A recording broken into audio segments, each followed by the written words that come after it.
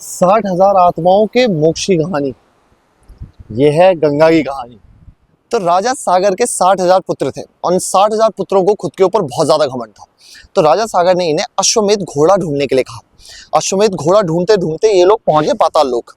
पाताल लोक में एक मुनि थे, मुनि कपिल। वो उस समय तपस्या कर रहे थे। इन महान लोगों को लगा, इन 60,000 लोगों को लगा कि कपिल मुनि ने अश्वमेध घोड़ा चुरा लिया है।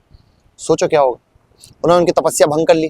अब कहानियां जैसी हैं वो आपको पता ही है, किसी मुनि की तपस्या भंग करोगे तो वो क्या करेगा, आंखें खोल के श्राप ही देगा। तो उन्होंने श्राप दे दिया। ये 60,000 पुत्र वहीं पर भस्म हो गए और इनकी आत्माएं पाताल लोक में घूमने लगी। अब उन पाताल लोक में जब वो आत्माएं घूम रही थी तो उन्हें मोक्ष के लिए चाहिए थी गंगा, लेकिन गंगा तो स्वर्ग में बह रही थी। अब धरती पर गंगा को लाया तो लाया कैसे जाए। इन 60,000 पुत्रों के कई सारे वंशज आए आगे, लेकिन उनमें से कोई भी कुछ कर नहीं पाया। फिर उनमें से आए इन्हीं के वंशजों में राजा भगीरथ। राजा भगीरथ के पूर्वज थे ये जो 60,000 पुत्र थे। तो राजा भगीरथ ने कहा, यार मुझे अपने पूर्वजों को मोक्ष तो दिलाना है, ठीक है। तो उन्होंने भगवान ब्रह्मा की तपस्या शुरू करी।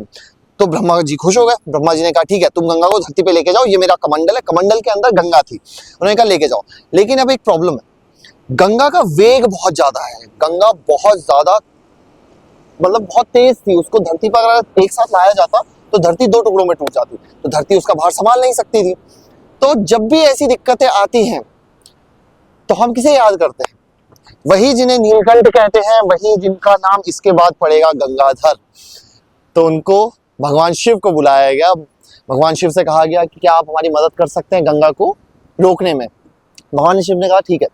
गंगा को उन्होंने अपनी जटाओं में धारण कर लिया पूरा का पूरा। उसके बाद हमारे भगवान शिव से कहा कि आप अब एक एक लट से धारा छोड़ दीजिए गंगा की। तो भगवान शिव ने एक लट छोड़ी अलकनंदा, जो सतोपंथ ग्लेशियर से निकलती है, और दूसरी थी भागीरथी, जो कि गौमुख गंगोत्री ग्लेशियर से निकल रही है, जिसका नाम भगीरथ के नाम पे पड़ा था। अलकनंदा और भागीरथी दोनों मिलकर देवप्रयाग में गंगा, इनका संगम पूरा होता है और वो गंगा बनती है। वो गंगा बहते बहते पाताल लोक तक पहुंची और उस पाताल लोक में थी वो 60,000 आत्माएं जो कि मोक्ष का वेट कर रही थी इतने सारे सालों से। तब जाकर गंगा ने उन 60,000 आत्माओं को मोक्ष दिया और उस दिन से गंगा आज भी धरती पर बह रही है।